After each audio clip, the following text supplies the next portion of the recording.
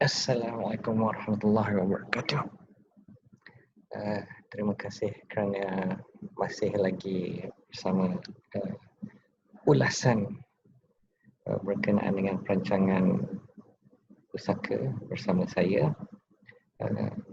Jadi untuk menyingkapkan kembali apa yang kita telah ulaskan sebelum ini, untuk perancangan pusaka kita perlu tahu aset, kita perlu tahu liability, kita perlu tahu sejauh manakah liability itu boleh dilunaskan melalui apa aset-aset yang ada.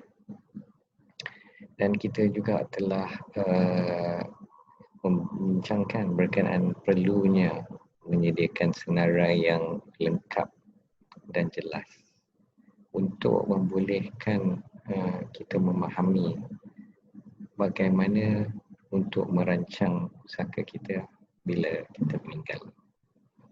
Ya, saya akan share screen sebentar, ya, berkenaan dengan nota-nota yang sedikit sebanyak yang telah saya buat sebelum ini. Ya, sebagaimana anda boleh lihat di paparan screen, kita akan membincangkan pada hari ini berkenaan dengan prinsip yang ketiga, yakni prinsip berkenaan dengan tahu kemungkinan baki yang boleh diagihkan. Ya. Jadi apa yang dimaksudkan dengan prinsip ini?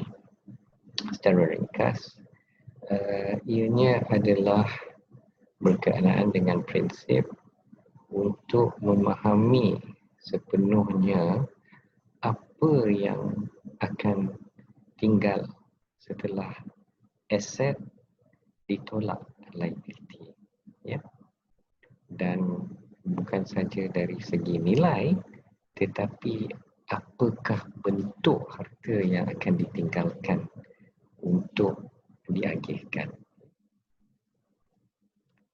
Dalam merancangkan agihan, ya, kita kena faham bukan semua aset mudah untuk dipecahkan dan diagihkan, ya. Sebagai contoh, kalau kita ada sebuah rumah, kita nak agihkan kepada 5 orang, maka kita tak boleh pecah satu rumah tu kepada 5. Tetapi yang 5 orang tu terpaksa berkongsi sebagai tuan punya rumah tu, ya. Kalau ianya dalam bentuk wang ringgit, ia mudah dipecahkan. Kalau katalah kita ada tinggal 1 juta ringgit sebagai peninggalan pusaka, 1 juta tu kita boleh bagi dengan mudah 200,000 setiap orang, ya. Tetapi kalau aset berbentuk bukan wang tunai, kita kena faham tak mudah untuk ianya diagihkan dan dipecahkan, ya.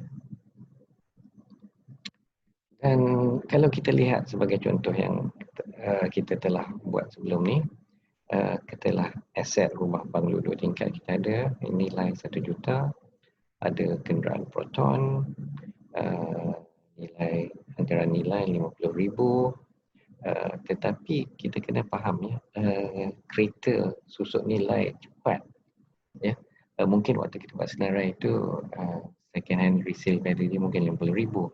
Tapi kalau katakanlah ia dah melebihi kata 10 tahun, 15 tahun, ya, nilainya akan susut, ya. Ia mungkin akan meninggalkan satu nilai yang amat kecil ataupun tak ada nilai langsung sebab kereta dah lama tambah rosak, kan.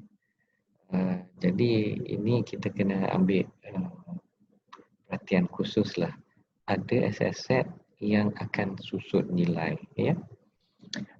Wang di bank RM100,000 dalam contoh yang ada ni, sebagai contoh wang di bank RM100,000.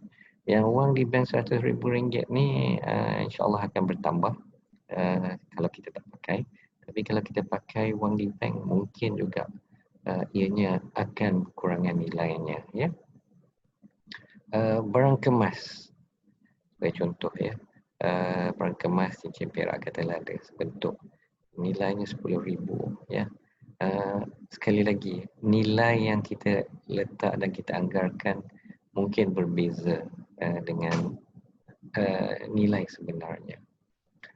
Khusus dalam perancangan pusaka, selalunya barang kemas walaupun bernilai apa pun, kalau tidak diperlukan untuk dicairkan, maksudnya dijual untuk membayar tanggungan, maka nilai yang ada pada barang kemas itu hanyalah satu nilai yang kita letak atas kertas sajalah. Ya? Maksudnya walaupun berapa nilai dia, 10,000, 10,000, 20,000, tetapi bila kita agihkan, sebenarnya bukan kita agihkan nilai itu, tapi kita agihkan harta tersebut, yakni sebentuk cincin. Ya. Jadi sama juga macam rumah, katalah sebentuk cincin tu nilai 100,000 lah katakanlah. Kita tak, kita boleh nak agihkan kepada 5 orang dari segi perkongsian sajalah kan. Tapi kalau macam cincin nak kongsi 5 orang tu agak payah sikit lah dan akan menimbulkan berbagai kesukaran. Ya. Jadi maksud saya bila kita melihat akan aset, khususnya kita kena faham berkenaan dengan jenis aset tu, dan apabila kita letak satu nilaian tu adalah sebagai pandu arah kita untuk mempertimbangkan adakah ia perlu dicairkan untuk membayar liability. Kalau ia tidak perlu untuk dicairkan untuk membayar liability, maka dalam perancangan kita untuk agihan, sebagai contoh kalau barang kemas, eloklah kita faham ianya tidak mudah dikongsi. Ya. Boleh, tapi secara praktiknya agak sukar untuk dilaksanakan. Sama juga bila kita lihat dari segi liability, mungkin kita ada hutang, ya, dan hutang tu perlu dibayar, ya. Dan kita kena faham berkenaan dengan kemungkinan baki yang boleh diagihkan. Kita kena faham kalau rumah, kalau dia sebuah, maka kalau nak bagi lebih daripada seorang, rumah tu dari segi tuan punya kena dikongsi. Ya. Sama juga macam saya sebutkan tadi, harta benda lain seperti kereta dan barang kemas. Ya. Jadi bila kita faham akan kemungkinan baki setelah tolak hutang yang boleh diagihkan, maka lebih mudahlah untuk kita fikir macam mana kita nak teruskan perancangan kita. Jadi maksudnya kita faham liability kita berapa, harta kita berapa, kena fikir macam mana harta itu boleh ditolak untuk bayarkan hutang. Jadi dalam contoh yang kita pakai setakat ini, katakanlah rumah ya. Rumah tu katakanlah nilai 1 juta, hutang rumah tu berbaki 100,000, mungkin dah tak ada harta lain untuk bayar 100,000. Jadi kita kena faham rumah tu akan terpaksa dijual, ya, akan terpaksa dijual, dan kita perlulah membuat persediaan kalau kita tak nak buat perancangan lain. Kerana kita faham terpaksa dijual, maka kita perlu buat perancangan dari segi sudut bahawa rumah tu akan dijual, ya. Dan bila rumah tu dijual, bila dapat wang tunai, kita boleh buat perancangan bagaimana wang tunai itu akan diagihkan, ya, selepas tolak hutang.